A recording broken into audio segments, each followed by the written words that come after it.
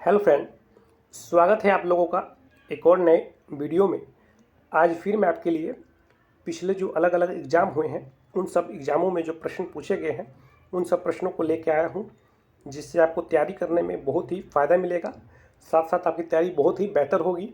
तो चलिए शुरू करते हैं। पहला प्रश्न देखिए, किसी राज्य के मंत्रिपरिषद की नियुक्ति कौन करता है? बताइए तो आप लोग कि किसी राज्य के मंत्रिपरिषद की नियुक्ति है वो कौन करता है। ये प्रश्न त्रिपुरा टीईटी 2018 के परीक्षा में पूछा गया है, काफ़ी ज़्यादा महत्वपूर्ण है, तो फटाफट अपना आंसर लगाइए। तो चलिए इसका राइट आंसर देखते हैं। इसका राइट आंसर हो जाएगा ऑप्शन नंबर सी। याद रखिएगा, ये राज्यपाल करते हैं। ठीक है, किसी राज्य के मंत्रिपरिषद की नियुक्ति जो है वो मुख्यमंत्री के सिफारिश पर कौन करता है? तो राज्यपाल करते हैं। ठीक है, याद रखिएगा, वेरी वेरी इंपॉर्टेंट है। और साथ साथ आप लोग ये भी याद रखिएगा कि प्रधानमंत्री मुख्यमंत्री बनने के लिए न्यूनतम आयु कितनी चाहिए, कम से कम कितनी आयु चाहिए प्रधानमंत्री और मुख्यमंत्री बनने के लिए? तो ये 25 साल चाहिए। और राष्ट्रपति और राज्यपाल बनने के लिए कम से कम आयु कितनी चाहिए? तो 35 वर्ष चाहिए। ये पॉइंट है, बहुत ही महत्वपूर्ण है, याद रखिएगा साथ साथ। ठीक है। और फ्रेंड, अगर किसी राज्य में राष्ट्रपति शासन लगता है तो कैसे लगता है? तो उस राज्य के राज्यपाल के द्वारा राष्ट्रपति को सिफारिश की जाती है राष्ट्रपति शासन के लिए, तभी वो लगता है। और साथ साथ ये याद रखिएगा कि राष्ट्रपति शासन किस अनुच्छेद के तहत लगता है? तो अनुच्छेद 356 के तहत लगता है राष्ट्रपति शासन। ठीक है, वेरी इंपॉर्टेंट पॉइंट है, ये भी याद रखिएगा। चलिए प्रश्न नंबर 2 देखिए, जिम कॉर्बेट नेशनल पार्क को पहले कहा जाता था। तो आप लोग बताइए, जो जिम कॉर्बेट नेशनल पार्क है इसको पहले क्या कहा जाता था? ये भी प्रश्न 2022 में पहले शिफ्ट में पूछा गया है, तो फटाफट अपना आंसर लगाइए, बहुत ही महत्वपूर्ण है। तो चलिए इसका राइट आंसर देखते हैं। इसका राइट आंसर हो जाएगा ऑप्शन नंबर डी। याद रखिएगा, हेली नेशनल पार्क। ठीक है, इसका पहले का नाम था जो हेली नेशनल पार्क था, अब वर्तमान में इसका नाम जिम कॉर्बेट नेशनल पार्क हो गया है। तो याद रखिएगा। ठीक है, और साथ साथ ये भी याद रखिएगा कहाँ पे है, ये बहुत इंपॉर्टेंट पॉइंट है, कई बार एग्जाम में पूछा है कि जिम कॉर्बेट नेशनल पार्क है वो कहाँ है? तो उत्तराखंड में है। ठीक है, याद रखिएगा कहाँ है, तो उत्तराखंड में है। और सबसे पहला ये राष्ट्रीय उद्यान है। ठीक है, ये भी याद रखिएगा, सबसे पहला राष्ट्रीय उद्यान है ये जिम कॉर्बेट नेशनल पार्क, और उत्तराखंड में है। क्लियर। चलिए प्रश्न नंबर 3 देखिए, सूर्य से पृथ्वी पर ऊष्मा का संचरण किस विधि के द्वारा होता है? तो फटाफट अपना आंसर लगाइए। ये भी प्रश्न अग्निवीर आर्मी जीडी 2023 के फर्स्ट शिफ्ट में पूछा गया है, 2023 में, इस मतलब इसी साल। तो फटाफट अपना आंसर लगाइए। इसका राइट आंसर क्या होगा? सूरज से पृथ्वी पर ऊष्मा का संचारण किस विधि के द्वारा होता है? तो चलिए इसका राइट आंसर देखते हैं। इसका राइट आंसर हो जाएगा ऑप्शन नंबर डी, विकिरण। ठीक है, विकिरण के द्वारा होता है। याद रखिएगा, ऑप्शन नंबर डी एकदम करेक्ट आंसर का हो जाएगा। क्लियर। चलिए प्रश्न नंबर 4 देखिए, विटामिन के की कमी के कारण निम्न में से क्या होता है? फटाफट अपना आंसर लगाइए आप लोग कि जो विटामिन के की कमी के कारण कौन सा रोग होता है। ये भी प्रश्न आरआरबी जेई 2019 के परीक्षा में पहले शिफ्ट में पूछा गया था। फटाफट अपना आंसर लगाइए, इसका राइट आंसर क्या होगा? तो फ्रेंड, इसका राइट आंसर हो जाएगा ऑप्शन नंबर डी। याद रखिएगा, रक्त के थक्के जमने में विफलता। ठीक है, ये आप इतना लंबा ऑप्शन नहीं देगा, कभी कभी ऑप्शन सीधा दे देगा रक्त का थक्का नहीं जमता है। ठीक है, तो फ्रेंड देखिए, विटामिन के बारे में समझ लीजिए। जो विटामिन अगर के की कमी शरीर में हो जाएगी तो जो खून है, खून में जो रक्त में थक्का जमता है वो नहीं जमेगा। यानी कि कभी अगर रक्त का थक्का नहीं जमेगा तो कभी मतलब कट गया, चोट लगी, तो खून का जो बहाव है वो नहीं रुकता है। अगर इसकी कमी हो जाए तो जो खून बहता रहेगा वो नहीं रुकेगा। ठीक है, तो वही विटामिन के की कमी के कारण रक्त का जो थक्का है वो नहीं जमता है। तो याद रखिएगा, ऑप्शन नंबर डी एकदम राइट आंसर हो जाएगा, रक्त के थक्के जमने में विफलता। क्लियर। चलिए प्रश्न नंबर 5 देखिए, असहयोग आंदोलन को किसके कारण स्थगित किया गया था? वेरी वेरी इंपॉर्टेंट है कि असहयोग आंदोलन को किसके कारण स्थगित किया गया था। ये प्रश्न एसएससी पेपर 2021 के एग्जाम में पूछा गया है, तो फटाफट अपना आंसर लगाइए आप लोग। बहुत ही महत्वपूर्ण प्रश्न है। तो चलिए इसका राइट आंसर देखते हैं।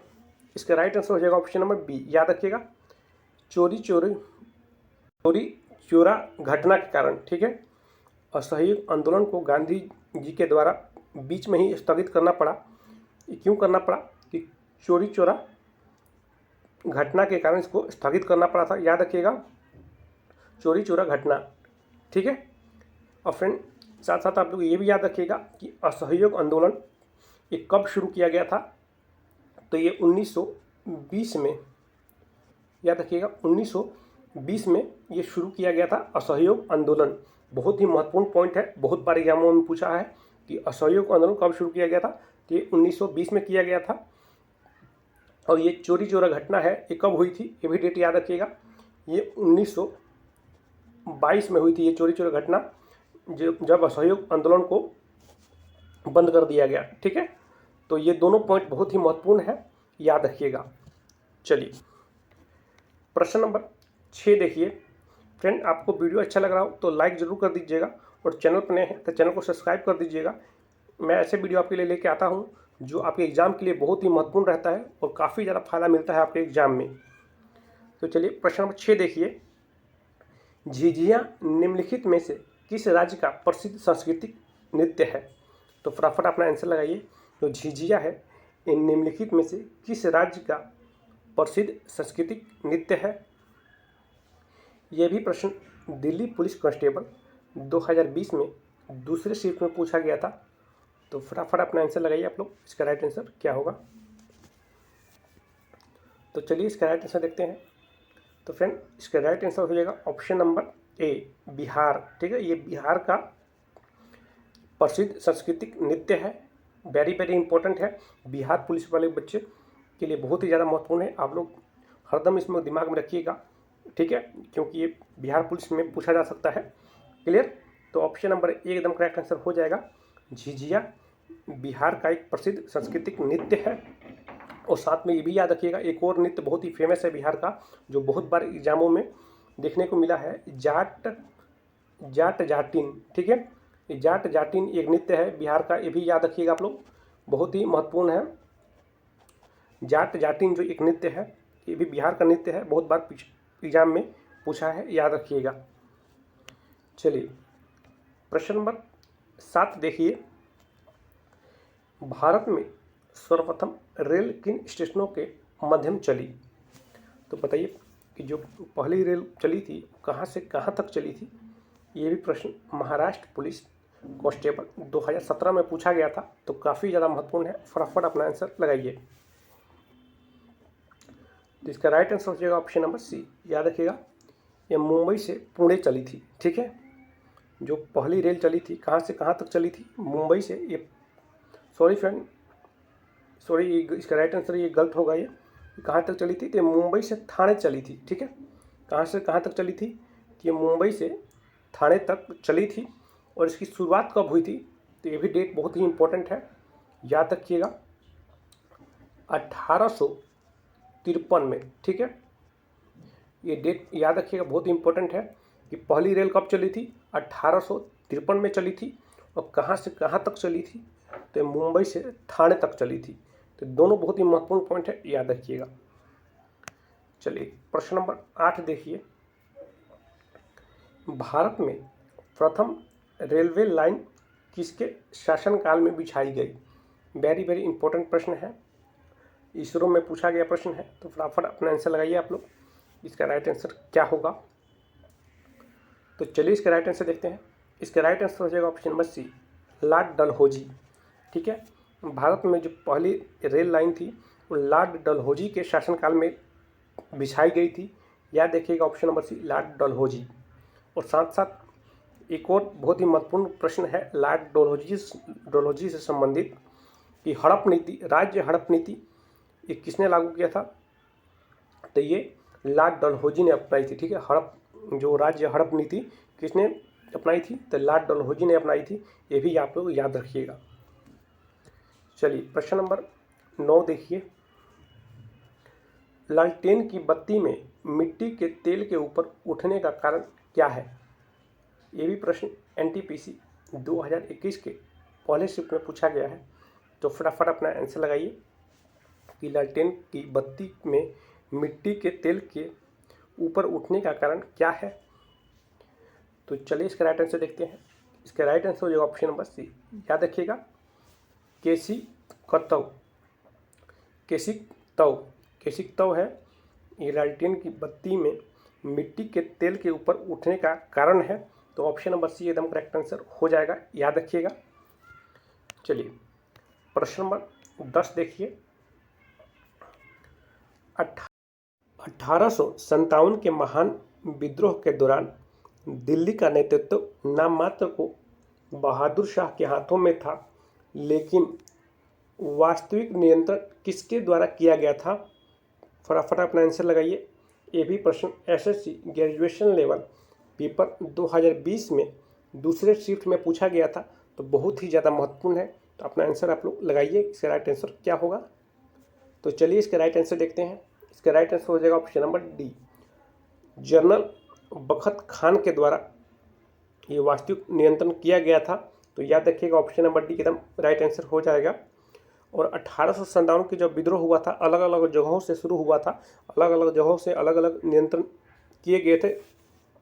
तो इसमें से बहुत ही महत्वपूर्ण है, बिहार पुलिस के जो बच्चे बिहार पुलिस की तैयारी कर रहे हैं उनके लिए मैं बता दूं, ये बहुत ही महत्वपूर्ण प्रश्न एक है। आप लोग हमेशा याद रखिएगा कि जो बिहार से 1857 के क्रांति में जो बिहार से नियंत्रण कर रहे थे वो कौन कर रहे थे? कि कुंवर सिंह कर रहे थे। याद रखिएगा, बहुत ही महत्वपूर्ण है, आपके बिहार पुलिस में पूछा जा सकता है क्योंकि ये बिहार से ही है, संबंधित है।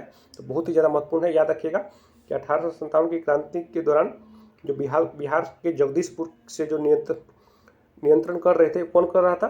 कुंवर सिंह कर रहे थे। ठीक है, बहुत ही इंपॉर्टेंट है, याद रखिएगा। ठीक है, तो ये 10 बहुत ही महत्वपूर्ण प्रश्न थे जो मैंने आपको करा दिए। और ध्यान से आप लोग अगर पढ़े होंगे तो 10 नहीं, आपने कम से कम 25 से 30 प्रश्न मैंने आपको करा दिए हैं पॉइंट के माध्यम से। अगर आप लोगों ने ध्यान दिया होगा तो लगभग आप लोगों ने 25 से 26 प्रश्न याद हो गए होंगे आपको। ठीक है, तो वीडियो अच्छा लगा हो तो लाइक ज़रूर कर दीजिए। और चैनल पर पहली बार आप लोग इस वीडियो को देख रहे हैं तो मैं आपको बता दूं कि मैं बहुत ही सिलेक्टेड और महत्वपूर्ण प्रश्नों का वीडियो आपके लिए लेके आता हूं, जो आपके एग्ज़ाम में बहुत ही आपको फ़ायदा मिलता है उससे। ठीक है, तो चैनल को जरूर सब्सक्राइब कर लीजिएगा। मिलते हैं नेक्स्ट वीडियो में। आज के लिए धन्यवाद।